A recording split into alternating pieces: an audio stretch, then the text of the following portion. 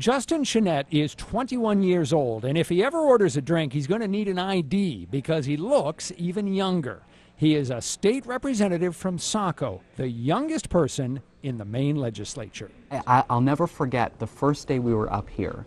I got the comment, "Are you in kindergarten?"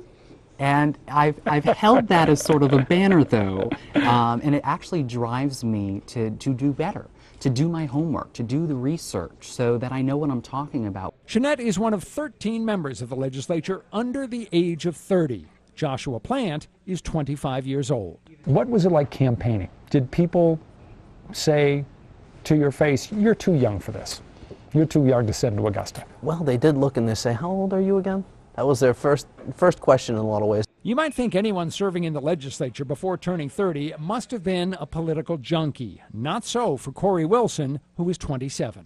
I never ever planned on running for office. It was never in the cards for me. I never dreamt of it at a young age. I never stepped foot in the state building until about maybe a year and a half ago, I'm guessing. Every legislator under the age of 30 belongs to the Youth Caucus. 7 of them are Democrats, 6 are Republicans. One thing we heard again and again from these young legislators, and they say they weren't coordinating their message, is that they truly are less hung up on labels, less concerned over whether an idea comes from a Republican or a Democrat.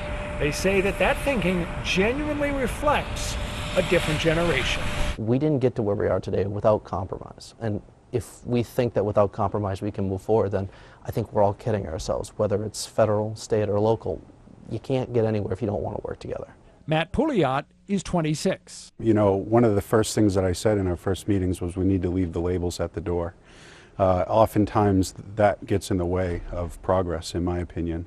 And unfortunately, especially on a national level, I believe it's become an epidemic. Maddie Daughtry is 25. I think the key thing is to stay optimistic, but I'm not naive. I realize that you have to have compromise. I won't get done everything that I wish I could do. Not surprisingly, the Youth Caucus is focusing on issues that affect people under 30.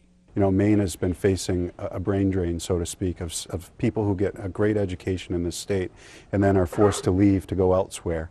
And that's one of the things when I was out campaigning that I told people I wanted to help try to end that. And also there's the issue of college debt. You know, there's a lot of folks who have that, and a lot of folks who have a higher amount of it depending on where they went to school. So their concerns are, I want to be able to try and get established, and I also want to make sure that I've paid off my loans.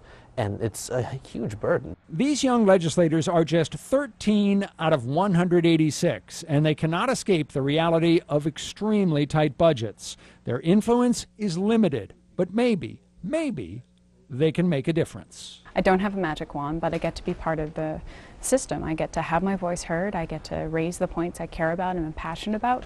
And then I get to sit down with someone with a different idea and hammer out a compromise. And that's what government's about. You're not going to see any of us storm out of a room for any particular reason. We're going to sit at the table and talk. Just because you disagree doesn't mean you can't listen. And I think that's critically important.